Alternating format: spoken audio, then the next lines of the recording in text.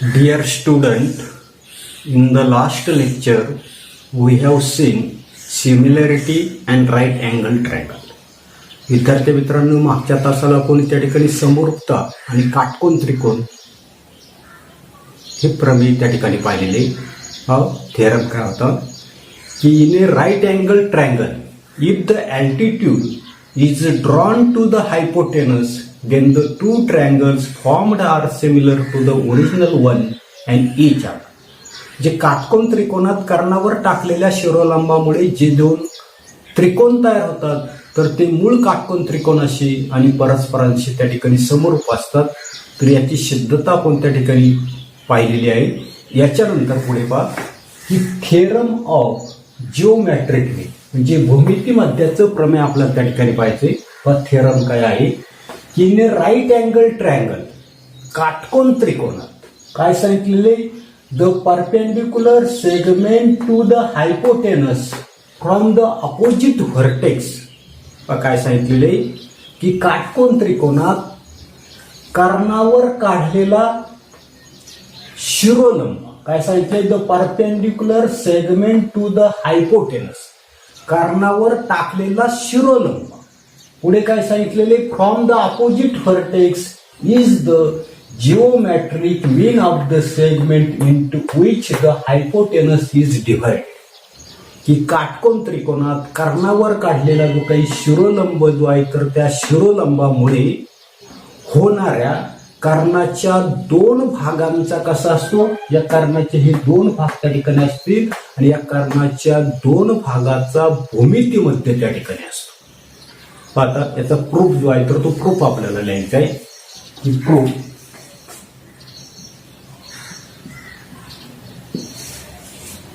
काय सांगता येईल की कोणता काटकोन त्रिकोण आहे.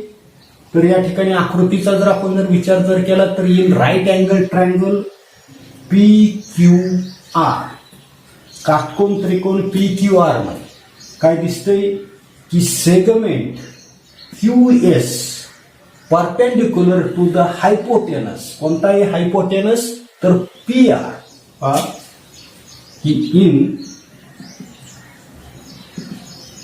राईट अँगल्ड ट्रायंगल PQR बरोबर. हा काटकोन त्रिकोण PQR आहे. याच्यामध्ये काय केलेलं आहे की सेगमेंट QS परपेंडिक्युलर हायपोटेनस. कोणता कर्ण आहे हायपोटेनस तर त्या ठिकाणी PR. की हा जो काही काटकोन त्रिकोण आहे काटकोन त्रिकोण PQR मध्ये रेख QS काय कर्ण जो आहे कर्ण PR ला कसा दाखवला आपण त्या ठिकाणी लंब त्या ठिकाणी दाखवला. मग असं जर असेल तर आपण similarity and right angle triangle पाहिजे की समरूपता आणि काटकोन त्रिकोण. हा तो काही लंब जो आहे तर त्या लंबामुळे काय होतं नसते काटकोन त्रिकोणाच्या समरूपतेमुळे हे जे काही दोन त्रिकोण आपल्याला मिळतील. कोणते दोन त्रिकोण तर एक रेड कलर मध्ये असणारा आणि एक त्या ठिकाणी मी ब्लॅक कलर मध्ये दाखवलेला त्रिकोण. म्हणजे पहा कोणकोणते की ट्रायंगल QSR हा रेड मध्ये दाखवलेला आणि ब्लॅक मध्ये दाखवलेला ट्रायंगल PSQ. हे दोन त्रिकोण जे आहे तर ते दोन त्रिकोण कसे असतील तर त्या ठिकाणी सिमिलर असतील. कशावरून सिमिलर असतील तर सिमिलॅरिटी ऑफ राईट ट्रायंगल. पुढे की triangle QSR similar triangle PSQ. दोन्ही ट्रायंगल कसे असतील सिमिलर असतील. याचं कारण काय लिहिता येईल आपल्याला तर सिमिलॅरिटी ऑफ राईट ट्रायंगल्स. काटकोन त्रिकोणाची असणारी काही समरूपता जी आहे जी सिद्धता कोणी मागच्या तासाला त्या ठिकाणी पाहिली तर त्याच्यानुसार हे जे काही दोन त्रिकोण जे आहेत तर ते दोन त्रिकोण काही करता येईल आपल्याला तर त्या ठिकाणी समरूप त्या ठिकाणी दाखवते. बरोबर. मग आता हे दोन त्रिकोण जे आहेत तर ते दोन त्रिकोण जर समरूप जर असतील तर आपल्याला माहिती की त्याच्या असणाऱ्या काही बाजू ज्या आहेत तर त्या बाजू कशा असतात प्रोपोर्शनेट असतात प्रमाणामध्ये त्या ठिकाणी असतात. आता म्हणून पुढे काय लिहिता येईल, याच्या बाजू आपल्याला त्या ठिकाणी प्रमाणामध्ये दाखवता येईल की QS upon PS is equal to SR upon SQ is equal to पुढे RQ अपॉन QP. दोन ट्रायंगल जर त्या ठिकाणी समरूप जर असतील, दोन त्रिकोण जर समरूप असतील तर त्याच्या बाजू कशा दाखवल्या आपण त्या ठिकाणी प्रोपोर्शनेट मध्ये दाखवले, प्रमाणामध्ये दाखवले. आता याच्यापैकी आपल्याला काय करायचंय की सर्वसाधारणपणे त्या ठिकाणी स्क्वेअर या ठिकाणी QS आणि या ठिकाणी QS ही बाजू आपल्याला त्या ठिकाणी लागणार आहे. आणि म्हणून हे असणारे काही प्रोपोर्शनेट जे आहे, प्रमाण जे आहे, तर ते आपण त्या ठिकाणी याचा आपल्याला काही फायदा आहे. आपल्याला जो फायदा आहे तो फक्त यांचाच आहे. आणि म्हणून मी या ठिकाणी लिहिताना लिहिते पहा की QS upon PS is equal to SR upon SQ आहे, तर तो लिहिताना कसा लिहितो QS. बरोबर. समरूप त्रिकोणाच्या संगत बाजू कशा दाखवल्या, प्रमाण. मग आता या ठिकाणी काय केले, क्रॉस मल्टिप्लिकेशन केलं. क्रॉस मल्टिप्लिकेशन केलं तर QS आणि QS पहा या ठिकाणी लिहिताना मी लिहितोय की QS into QS is equal to PS into SR. QS into QS काय झालं, QS square is equal to PS into SR. या ठिकाणी आपल्या लक्षात आलं की QS square is equal to PS into SR. याचाच अर्थ काय सांगता येईल आपल्याला, पहा काय सांगितलेले की सेगमेंट QS जो आहे, हा सेगमेंट QS जो आहे तर काय is the geometric means of segment PS and segment SR. जे शिरोलंब QS जो आहे तर तो काय आहे, तर रेख PS आणि रेख SR यांचा काय जिओमॅट्रिक मीन आहे, म्हणजे भूमिती मध्य त्या ठिकाणी. त्या ठिकाणी आपल्याला काय लिहिता येईल, की सेगमेंट QS इज द काय लिहितोय की segment QS is the geometric mean of segment PS and segment SR. आणि म्हणून त्या ठिकाणी शिरोलंब QS जो आहे तर तो काय आहे, तर रेख PS आणि रेख SR चा काय आहे, भूमितीमध्ये आहे. म्हणजे काय असतो, तर त्याचा वर्ग त्या ठिकाणी असतो, शिरोलंबाचा वर्ग त्या ठिकाणी असतो. एवढं फक्त त्या ठिकाणी लक्षात ठेवा. याच्यानंतर पुढे पायथागोरस थेरम आपल्याला त्या ठिकाणी पाहायचं आहे. काय Pythagoras theorem, in a right angle triangle, काटकोन त्रिकोणात, the square of the hypotenuse, काय सांगितलंय, काटकोन त्रिकोणात स्क्वेअर ऑफ द हायपोटेनस, कर्णाचा वर्ग काय सांगितले, is equal to the sum of the remaining two sides. काटकोन त्रिकोणात कर्णाचा वर्ग कसा असतो, इतर दोन बाजू ज्या आहेत तर त्या दोन बाजूंच्या वर्गांच्या बेरजे इतका असतो. पुन्हा एकदा लक्षात ठेवा की in right angle triangle the square of the hypotenuse is equal to the sum of the remaining two sides. हा जो काही काटकोन त्रिकोण जो आहे तर त्या काटकोन त्रिकोणामध्ये हा जो काही एसी कर्ण जो आहे तर तो एसी कर्णाचा असणारा जो काही वर्ग जो आहे तर तो वर्ग कसा असतो, उरलेल्या ज्या काही दोन बाजू ज्या आहेत या उरलेल्या दोन बाजूंच्या वर्गांच्या बेरजे इतका असतो. हे आपल्याला काय करायचं, तर त्या ठिकाणी सिद्ध करायचं. आता गिव्हन काय दिले की कोणता त्या ठिकाणी ट्रायंगल आहे, तर ट्रायंगल ABC त्या ठिकाणी आहे. आणि कोणता अँगल त्या ठिकाणी 90 आहे, तर अँगल ABC इज 90. पहा की राईट अँगल ट्रायंगल या ठिकाणी आपल्याला गिव्हन मध्ये पक्ष आपल्याला त्या ठिकाणी लिहायचंय. काय लिहिता येईल की in triangle ABC, angle ABC is equal to 90. बरोबर. त्याच्यानंतर काय प्रूव्ह करायचंय, to be prove or to prove काही म्हणू शकता. टू प्रूव्ह म्हणू कोणी. आता काय सिद्ध करायचं, काय सिद्ध करायचंय, the square of the hypotenuse. आता या ठिकाणी आता काही राईट अँगल ट्रायंगल जो आहे तर त्याचा हायपोटेनस कर्ण कोणता असतोय तर 90 अंशासमोरची भुजा कोणती आहे, एसी.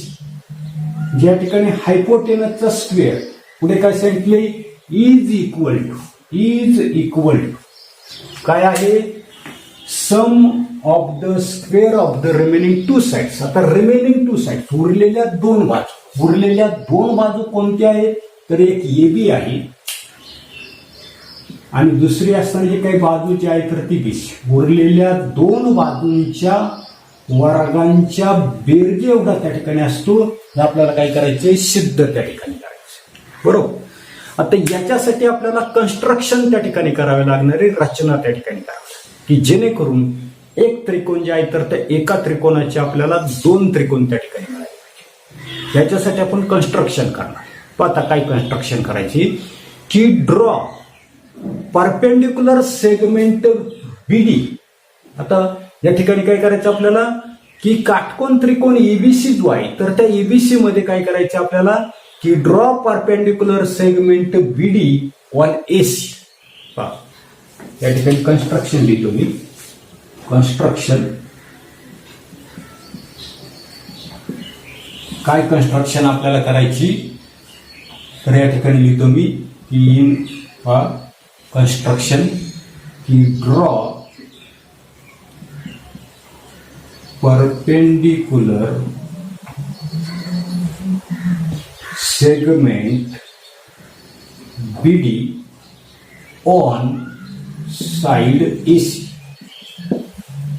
काय सांगितलेलं आहे की या ठिकाणी बिंदू बी मधून बाजू एसी वर काय करायचंय आपल्याला तर त्या ठिकाणी असणारा जो काही लंब जो आहे तर तो लंब त्या ठिकाणी काढायचा आहे. या ठिकाणी कन्स्ट्रक्शन त्या ठिकाणी करतोय. अशा पद्धतीची कन्स्ट्रक्शन जे आहे तर ती कन्स्ट्रक्शन त्या ठिकाणी केली. काय करायचंय, लंब काढायचंय. कशावर काढायचंय, एसी वर काढायचंय आणि या ठिकाणी याला बीडी म्हटलंय. बरोबर.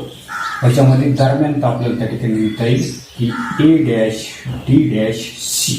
बरोबर. अशा पद्धतीची कन्स्ट्रक्शन जी आहे तर ती कन्स्ट्रक्शन आपण त्या ठिकाणी केली. काय कन्स्ट्रक्शन केली की बिंदू बी मधून बाजू एसी वर हा बीडी जो आहे तर तो बीडी काय केला, लंब त्या ठिकाणी काढला.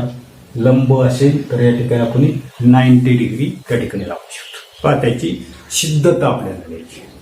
आता सिद्धतेमध्ये काय द्यायची पहा की इन राईट अँगल ट्रायंगल. कोणता राईट अँगल ट्रायंगल आहे तर ट्रायंगल ए बी सी. आता याच्यामध्ये काय आहे तर सेगमेंट बीडी परपेंडिक्युलर हायपोटेनस एसी की काटकोन त्रिकोण एबीसी मध्ये बीडी जो आहे तर तो बीडी काय आहे तर कर्ण एसीला त्या ठिकाणी लंब आहे. अशा प्रकारची रचना आपण त्या ठिकाणी केली आणि म्हणून बघ प्रूफ मध्ये आपल्याला काय येत आहे, प्रूफ सिद्धता की इन राईट अँगल्ड ट्रायंगल कोणता तर ए बी सी किंवा इन राईट अँगल ट्रायंगलच्या ऐवजी मी डायरेक्ट असं म्हणतो की ट्रायंगल ए बी सी. काय केलेलं आहे कन्स्ट्रक्शन मध्ये आपण की सेगमेंट बीडी परपेंडिक्युलर हायपोटेनस. कोणती हायपोटेनस आहे तर एसी. पुढून लिहिलं हे आपण त्या ठिकाणी कन्स्ट्रक्शन जे आहे तर ती कन्स्ट्रक्शन त्या ठिकाणी केली. रचनेवरून आपण त्या ठिकाणी. बरोबर. आता आपण प्रमेय पाहिलेले की काय प्रमेय पाहिलेले की काटकोन त्रिकोणामध्ये कर्णावर काढलेला जो काही शिरोलंब जो आहे तर तो शिरोलंबामुळे जे दोन काटकोन त्रिकोण मिळतात तर ते काटकोन त्रिकोण परस्परांशी आणि मूळ काटकोन त्रिकोणाशी त्या ठिकाणी समरूप असतात. म्हणजे काटकोन त्रिकोणाची असताना जे काही समरूपतात याचे काही प्रमेय जे आहे तर त्या प्रमेयानुसार आपल्याला काय दाखवता येईल पहा की मूळ काटकोन त्रिकोण आहे आपला त्या ठिकाणी त्रिकोण एबीसी. बरोबर. हा शिरोलंब टाकल्यामुळे कोणते दोन त्या ठिकाणी काटकोन त्रिकोण मिळाले तर ट्रायंगल ए डी बी हा एक काटकोन त्रिकोण त्या ठिकाणी मिळाला. दुसरा आपल्याला त्या ठिकाणी सांगता येईल की ट्रायंगल बी डी सी असे दुसरा त्या ठिकाणी मिळाला. आणि म्हणून काटकोन त्रिकोणाची असणारी काही समरूपता किंवा similarity of right angle triangles नुसार आपल्याला काय लिहिता येईल पहा, की ट्रायंगल मूळचा त्रिकोण आहे आपला ए बी सी. हा शिरोलंबामुळे दोन त्या ठिकाणी आपल्याला काटकोन त्रिकोण मिळाले. कोणकोणते? तर त्रिकोण ट्रायंगल ए बी बी हा एक त्रिकोण त्या ठिकाणी मिळाला. आणि दुसरा कोणता मिळालाय की ट्रायंगल बी डी सी. ही मूळचा काटकोन त्रिकोण. या मूळच्या काटकोन त्रिकोणामध्ये काय केलेलं आहे की बीडी काय केलेलं आहे, कर्णावर टाकलेला शिरोलंब. आणि या शिरोलंबामुळे हे जे काही दोन काटकोन त्रिकोण आपल्याला त्या ठिकाणी मिळाले. मग आता काटकोन त्रिकोणाची असणारी काही समरूपता जी आहे तर त्या समरूपतेनुसार triangle A B C similar triangle A D B similar triangle B D C. कशावरून? तर या ठिकाणी आपण म्हणू शकतो की similarity of right angled triangle. काटकोन त्रिकोणाची असणारी काही समरूपता जी आहे तर त्या समरूपतेनुसार की काटकोन त्रिकोणामध्ये कर्णावर टाकलेल्या शिरोलंबामुळे जे दोन काटकोन त्रिकोण मिळतात तर ते परस्परांशी समरूप असतात. आणि हा जो काही मूळ काटकोन त्रिकोण जे आहे तर त्या मूळ काटकोन त्रिकोणाची सुद्धा कशी असणारी समरूप त्या ठिकाणी असणार. आता याच्यानंतर पहा पुढे की मूळचा असणारा जो काही काटकोन त्रिकोण की ट्रायंगल ए बी सी हा काय आहे तर triangle A D B C समरूप आपण त्या ठिकाणी दाखवले की ट्रायंगल ए डी बी. बरोबर. मग असं जर असेल हे दोन काटकोन त्रिकोण जर त्या ठिकाणी समरूप जर असेल तर आपल्याला माहिती याच्या बाजू कशा असतात, संगत बाजू त्या ठिकाणी प्रमाणामध्ये असतात. म्हणजे करस्पॉन्डिंग साईडच्या आहेत तर त्या प्रपोर्शनेट असतात. आणि म्हणून आपल्याला या ठिकाणी पुढे लिहिता येईल पहा की A B upon A D is equal to B C upon D B is equal to A C upon A. काय सांगता येईल? Corresponding sides. संगत भुजा कशा दाखवल्या कोणी तर त्या ठिकाणी प्रपोर्शनेट दाखवल्या. संगत भुजा ज्या आहेत तर त्या संगत भुजा कशा दाखवल्या कोणी प्रमाणामध्ये त्या ठिकाणी दाखवल्या. पण आता आपल्याला काय करायचंय की सर्वसाधारणपणे स्क्वेअर आला पाहिजे. मग आता स्क्वेअर येण्यासाठी आपल्या लक्ष देता नसते या ठिकाणी एबीचा स्क्वेअर येण्यासाठी मधला असणारे जे काही करस्पॉन्डिंग साईड जे आहे तर त्या काय करायला लागते आपल्याला त्या ठिकाणी ड्रॉप करायला लागते.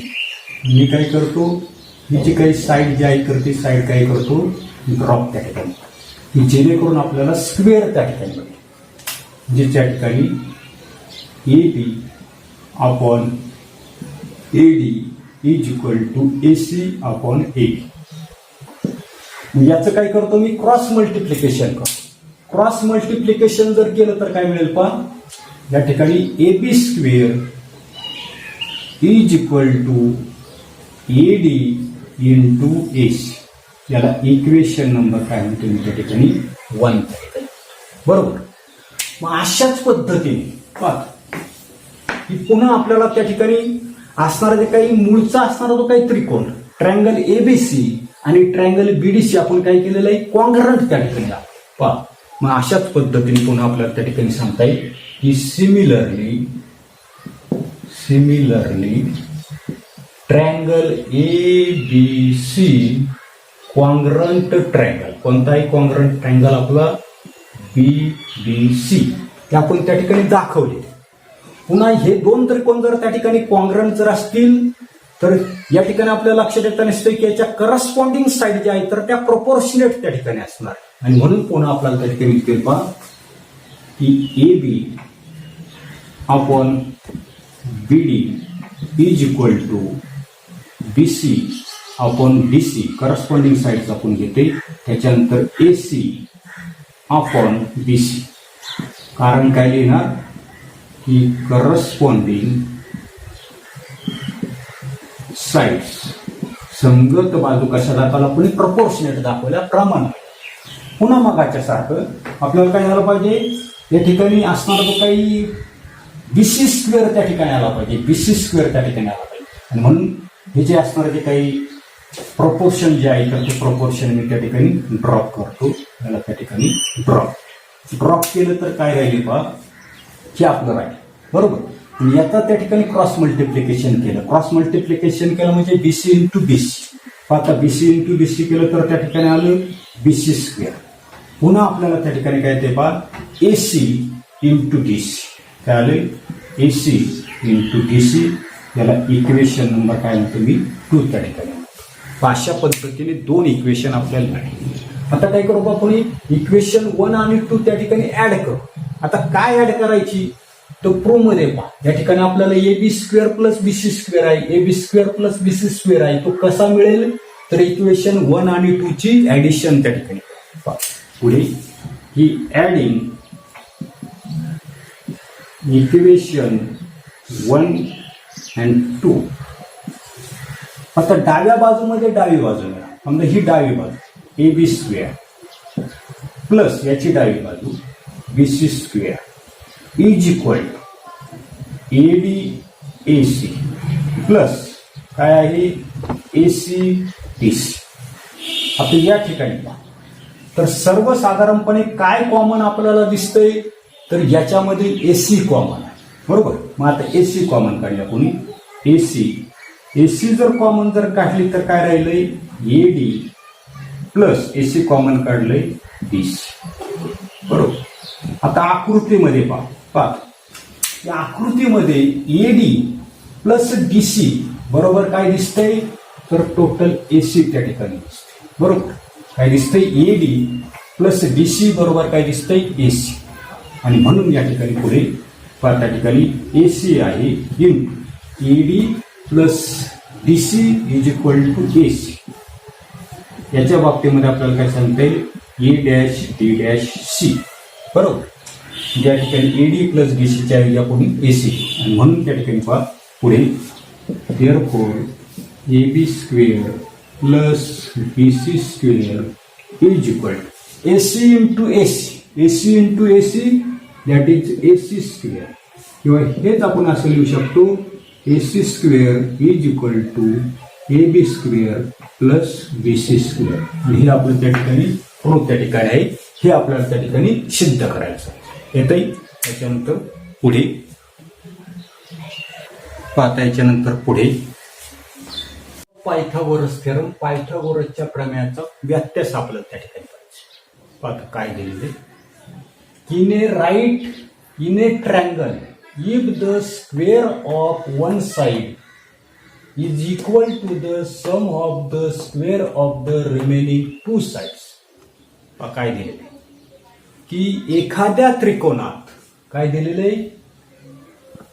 If the square of the one side, एका बाजूचा असणारा जो काही वर्ग जो आहे तर तो वर्ग कसा असेल is equal to the sum of the square of the remaining two sides. एका बाजूचा वर्ग एखाद्या त्रिकोणामध्ये एका बाजूचा वर्ग कसा असेल उरलेल्या 2 बाजूंच्या वर्गांच्या बेरजे एवढा जर असेल तर काय सांगितलंय देन द ट्रँगल इज, तर तो त्रिकोण काय असतो राईट अँगल ट्रँगल असतो, तर तो त्रिकोण काटकोन त्रिकोण असतो.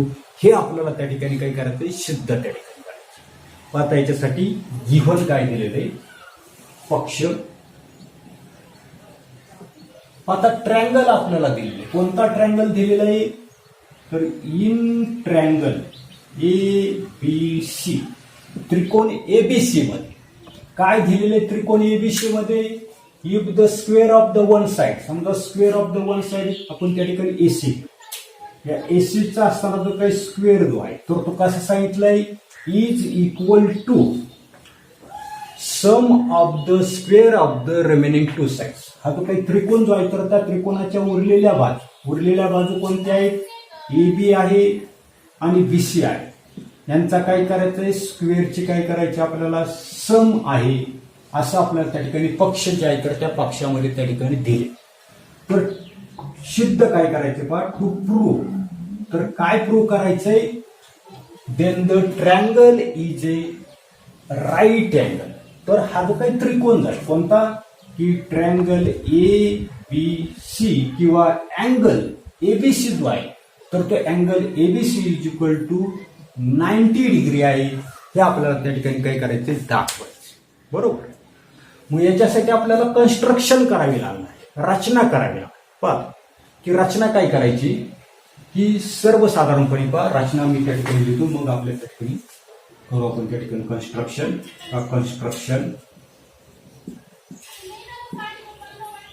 काय कन्स्ट्रक्शन करायची, की ड्रॉ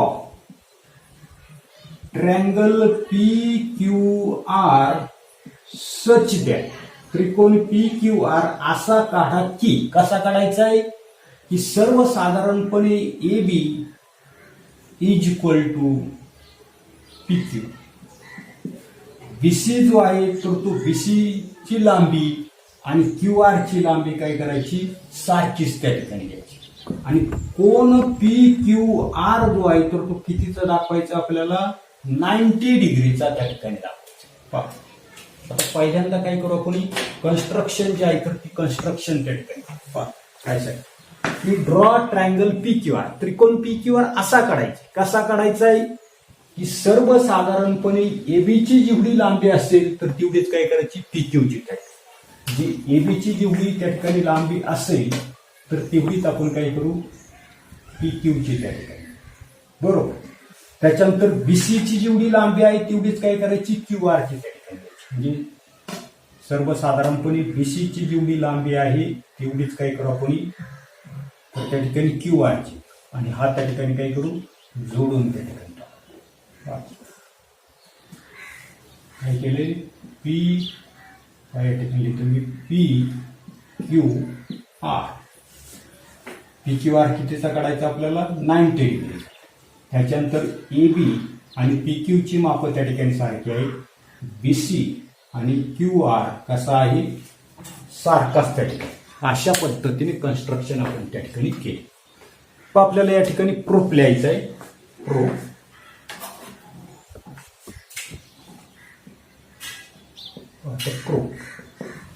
आता प्रूफ मध्ये काय लिहित आहे, की आपल्या लक्षात येतं नसतं की in triangle P Q R काय दिसतंय, की angle Q is equal to 90. बरोबर. In triangle P Q R angle Q is equal to 90. Construction आपण त्या ठिकाणी तशा पद्धतीची केली. मग बाय पायथागोरस थेरम, या त्रिकोणासाठी आपण पायथागोरसचं थेरम त्या ठिकाणी अप्लाय करू. Bye Pythagoras theorem. आता पायथागोरसच्या थेरमनुसार, पायथागोरसचा थेरम आपल्याला माहिती, की कर्णाचा वर्ग, कर्ण कोणता दिसतोय तर पी आर. कर्णाचा वर्ग कसा असतो, उरलेल्या दोन बाजूंच्या वर्गांच्या बेरजेवर असतो. त्या ठिकाणी P Q square plus Q R square. बरोबर. त्याच्यानंतर कन्स्ट्रक्शन आपण केली. पाहता या कन्स्ट्रक्शन नुसार, कन्स्ट्रक्शन जर तुम्ही त्या ठिकाणी पाहिलं तर आपल्या लक्षात येतं नसते, पी क्यू किती घेतलेलं आहे, पी क्यू म्हणजेच काय, ए बी आहे. त्याच्यानंतर क्यू आर म्हणजेच काय, बीसी आहे. आणि म्हणून या ठिकाणी पहा की पी क्यूच्या ऐवजी कन्स्ट्रक्शन नुसार आपण काय घेऊ शकतो, ए बी त्या ठिकाणी घेऊ शकतो, कारण दोघांची माप त्या ठिकाणी सारखीच आहे. म्हणून त्याचा वर्ग अधिक क्यू आरच्या ऐवजी काय घेतलं आपण त्या ठिकाणी, बीसी वर्ग घेतला. कुठून लिहिलं तर कन्स्ट्रक्शन वर. रचना जी आहे तर ती रचना आपण अशा पद्धतीची त्या ठिकाणी केली. बरोबर.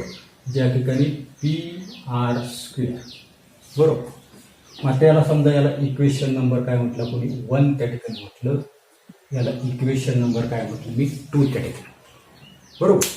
परंतु पहा या ठिकाणी गिव्हन मध्ये आपल्याला काय दिलेलं आहे, गिव्हन मध्ये काय दिलेलं आहे, की एसी वर्ग is equal to A B वर्ग प्लस बीसी वर्ग. बरोबर. पहा या ठिकाणी ए बी वर्ग अधिक बीसी वर्ग, या ठिकाणी ए बी वर्ग अधिक बीसी वर्ग गिव्हन मध्ये आपल्याला दिलेले तर ते एसी वर्ग. ज्या ठिकाणी P R square is equal to काय मिळालं AC वर्ग. याला आपण त्या ठिकाणी इक्वेशन नंबर काय म्हणू 2 त्या ठिकाणी. बरोबर. मग आता पुढे की दोन्ही बाजूंची वर्गमूळ जर आपण त्या ठिकाणी घेतली तर काय तेव्हा की टेकिंग शॉर्टकट मध्ये लिहितो taking square roots of both sides. दोन्ही बाजूंची वर्गमुळे घेतली तर काय ते P R is equal to AC आपल्याला त्या ठिकाणी मिळालं. पी आर बरोबर AC. बरोबर. मग आता पहा याला इक्वेशन नंबर काय म्हटलं तुम्ही 3 त्या ठिकाणी. आता याच्यावरून पहा काय सांगतो.